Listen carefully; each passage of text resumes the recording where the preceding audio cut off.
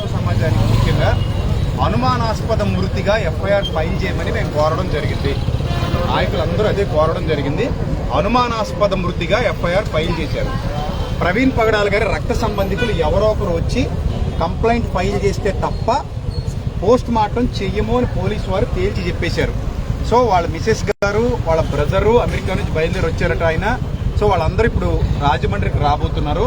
వాళ్ళు వచ్చి పోస్ట్ మార్టంకి వాళ్ళు ఎఫ్ఐఆర్ ఫైల్ చేసిన తర్వాత పోస్ట్ మార్టానికి వెళ్తుంది బాడీ. సో బాడీ చూస్తే మాత్రం అది అనుమానాస్పద మృతిగానే ఉంది తప్ప అది యాక్సిడెంట్ లాగా అనిపించలేదు. ఏమో ఒకవేళ పోస్ట్ మార్టం అయిన తర్వాత యాక్సిడెంట్ అంటే కనుక మనం దాన్ని ఒప్పుకుందాం. కానీ ప్రస్తుతానికి ఆ ఫేస్ చూస్తుంటే అది యాక్సిడెంట్ లాగా అనిపించట్లేదు.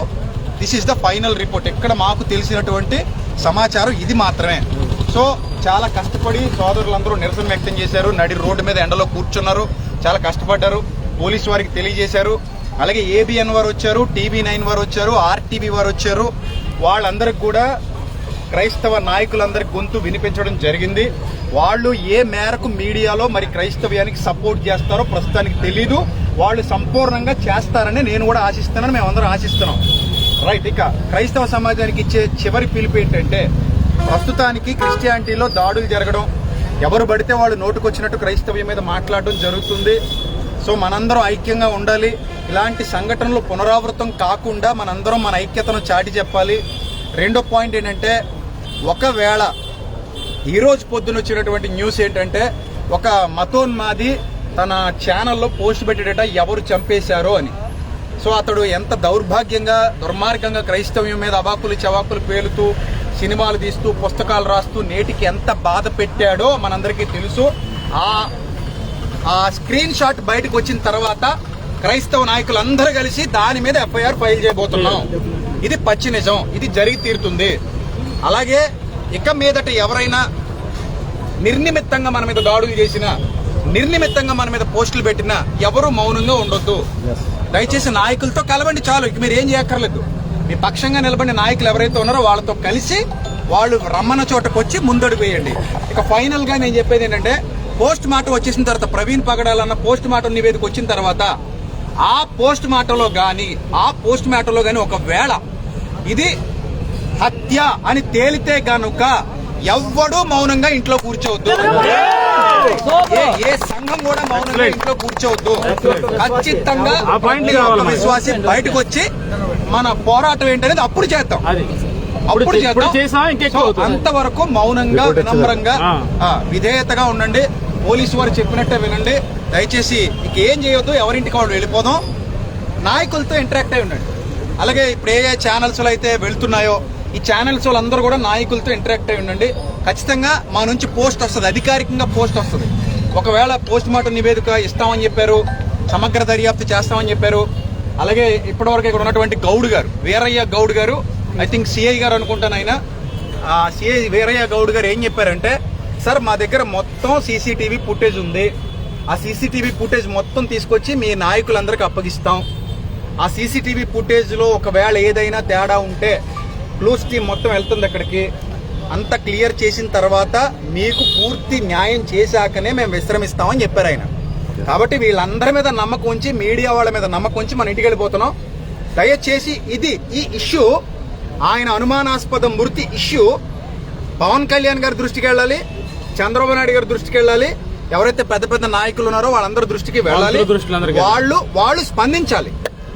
స్పందించి ఇది మాత్రమే కాదు, నిన్న ఇక్కడ రాజమండ్రిలో పోరాటం జరిగింది. హలోనన్ గారు కానీ నాయకులందరూ, సిన్హా గారు, వీళ్ళందరూ కలిసి రాధా మనోహర్ దాస్ అనే వ్యక్తి ధవళేశ్వరంలో చేసినటువంటి అనుచిత వ్యాఖ్యలు, అది ఆయనకేం కొత్త కాదు.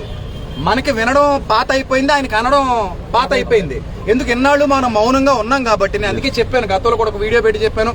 హలోనన్ గారు నేను కూడా మాట్లాడుకున్నాం, సార్ దీని మీద మనం కఠిన చర్యలు తీసుకోవాలని అన్నట్టుగానే వాళ్ళు స్పందించడం జరిగింది. సో కాబట్టి వీటి దృష్ట్యా ఇది కూడా మనం ప్రభుత్వాల దృష్టికి తీసుకెళ్దాం. సో మనకి ఏ ఉన్నా అవన్నీ పక్కన పెట్టి ఇక మీదట అందరూ ఐక్యంగా ఉందాం, కలిసి పోరాడదాం. We are all one in Christ. మన శిరస్సు క్రీస్తు.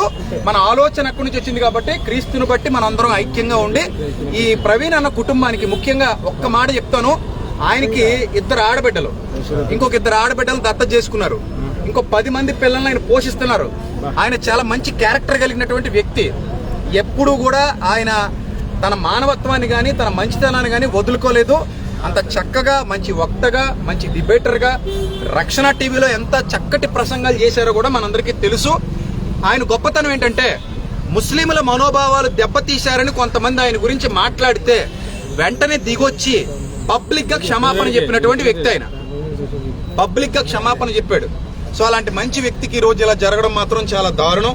సో గనుక క్రైస్తవ సమాజం అంతా కుటుంబం కొరకు ప్రార్థన చేయండి, వాళ్ళ ఆదరణ కొరకు ప్రార్థన చేయండి. ఇదే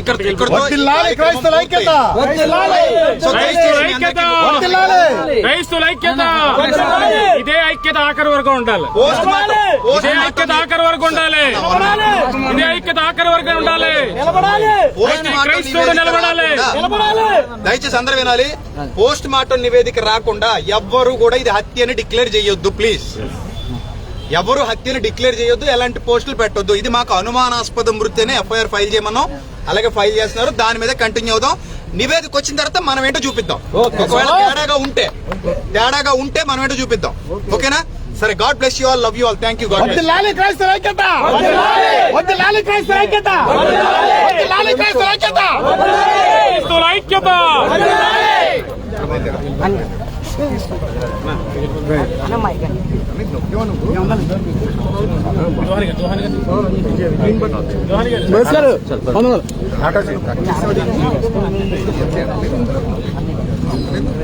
అన్నీ మీకు అడుగుతున్నాను. నాకు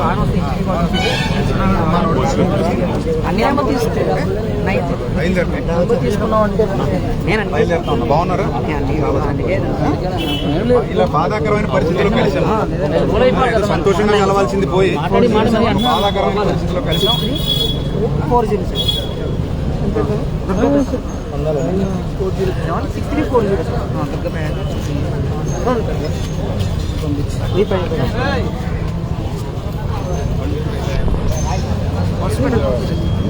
అవుతుంది. అదే